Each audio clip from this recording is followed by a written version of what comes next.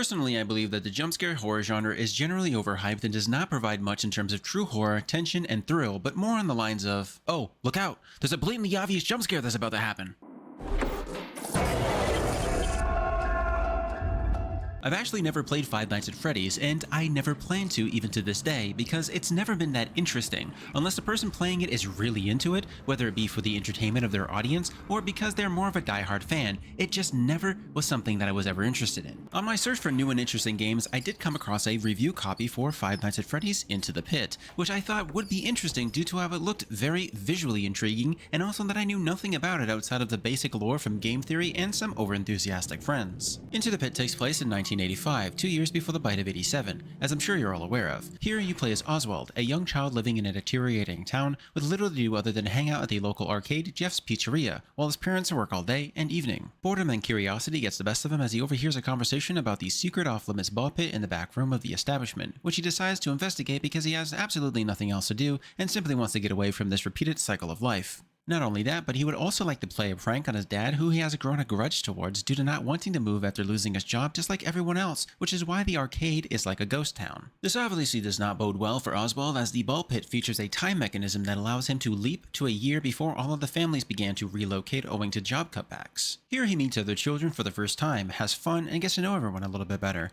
As he begins to explore his and their world, he suddenly starts to realize, or rather to question himself, as it all seems to be merging together into a real living nightmare for Oswald. Gameplay-wise, it's pretty simple. You'll be traveling through the years evading the animatronics, pursuing information as to what is going on to himself and to his family, while using some of the brief but intriguing features that will allow you to hide from them in a variety of different ways. Similar to previous games, the longer you progress through each night, the more difficult the animatronics will become to avoid, especially if you do choose to play on the maximum difficulty in order to tackle some of the more difficult achievements, like getting the highest star rating at the very end of the game. The pixelated graphic design is one of the biggest things that stands out here. It worked very well with the dark and dilapidated background shots of the arcade and pizzeria. This was the only thing that actually made me want to finally sit down and play Five Nights at Freddy's. While it looks great visually at times, it doesn't feel like they accomplished much with it outside of the few interactions, as the rest of the game itself feels like a pretty mediocre game loop with the same gameplay features that make it more or less repetitive. I'd say that only one of the jump scares actually had me jump back a little. The rest were quite plain and did nothing but make me bored because of how weak it was as a horror element. I've never felt that being loud and yelling at you to get a cheap scare out of somebody was the best approach to it. Think about diving headfirst into an atmospheric horror game like Soma or System Shock, which lets your mind run wild with anticipation even if nothing ever happens. It builds up off that atmosphere that you're in with sounds, storytelling, and everything in between. To me, this is a much greater tactic to get the heart racing without actually having to throw a jump scare in your face every 5 seconds. It just felt like a cheesy overdone horror that made it more comedic and downright annoying, as most elements like the flashlight were mostly useless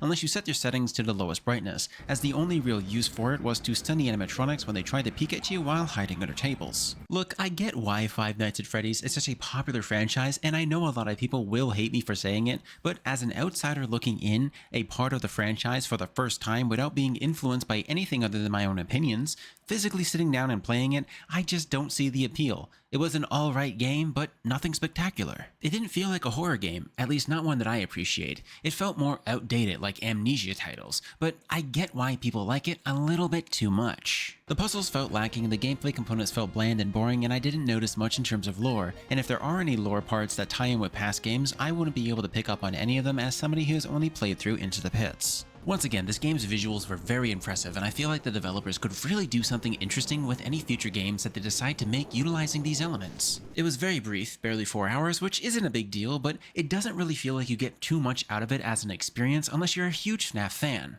Run, hide, fulfill the mission, and escape through progressively harder nights, and that's all there was to it.